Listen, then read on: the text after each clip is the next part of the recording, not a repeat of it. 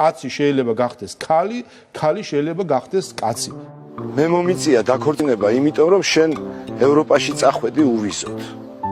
ოცნების პროპაგანდისტები ირწმუნებიან, რომ დასავლეთი ნელ-ნელა იშლება. მაყურებელს აჩვენებენ კადრებს ევროკავშირში მიგრანტულ კრიზისზე, კულტურულ კონფლიქტებზე.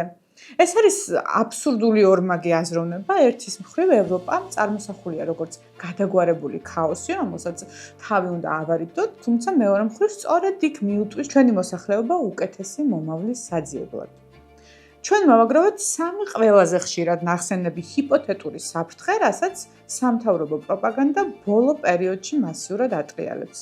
დასავლეთი LGBT დღის წესრიგით გვიტევს, სრულდემოკრატიული ძალები საქართველოს მართლმადიდებლობას საფრთხეს უქმნიან, დასავლეთი გარყვნილია, ხოლო სამოქალაქო ორგანიზაციები უცხო ძალების მარიონეტები არიან.